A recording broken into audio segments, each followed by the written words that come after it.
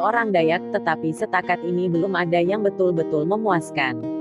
Namun, pendapat yang diterima umum menyatakan bahwa orang Dayak ialah salah satu kelompok asli terbesar dan tertua yang mendiami Pulau Kalimantan, Cilik Riwut 1993 banding 231. Gagasan tentang penduduk asli ini didasarkan pada teori migrasi penduduk ke Kalimantan.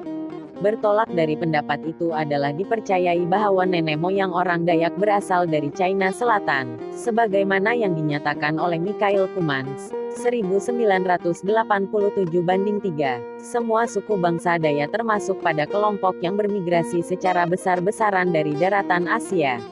Suku bangsa Dayak merupakan keturunan daripada imigran yang berasal dari wilayah yang kini disebut Yunan di Cina Selatan.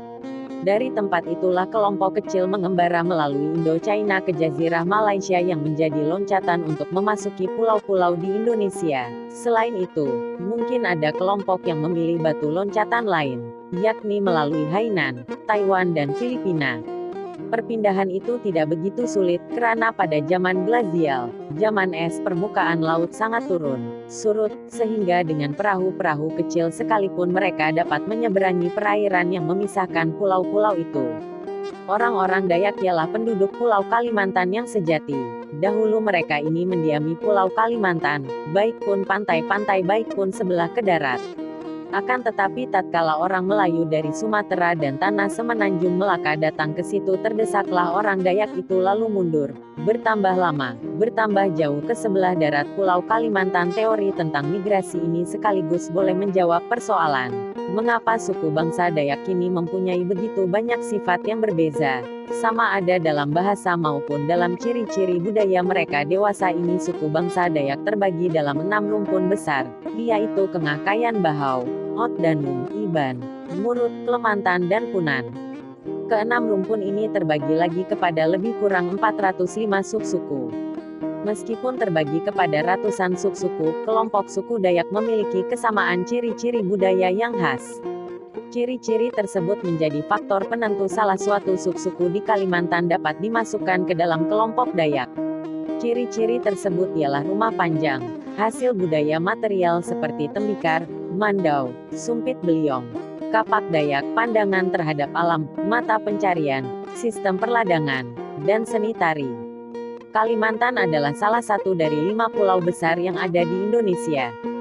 Sebenarnya pulau ini tidak hanya merupakan daerah asal orang Dayak semata, karena di sana ada orang Banjar, Kalimantan Selatan, dan orang Melayu. Dan, di kalangan orang Dayak sendiri satu dengan lainnya menumbuh kembangkan kebudayaan tersendiri. Dengan perkataan lain, kebudayaan yang ditumbuh kembangkan oleh Dayak Iban tidak sama persis dengan kebudayaan yang ditumbuh kembangkan Dayak Punan dan seterusnya. Namun demikian, satu dengan lainnya mengenal atau memiliki senjata khas Dayak yang disebut sebagai mandau. Dalam kehidupan sehari-hari senjata ini tidak lepas dari pemiliknya. Artinya, kemanapun ia pergi mandau selalu dibawanya, karena mandau juga berfungsi sebagai simbol seseorang, kehormatan dan jati diri. Sebagai catatan, dahulu mandau dianggap memiliki unsur magis dan hanya digunakan dalam acara ritual tertentu seperti perang, pengayauan, perlengkapan tarian adat, dan perlengkapan upacara. Mandau dipercayai memiliki tingkat-tingkat kampuhan atau kesaktian.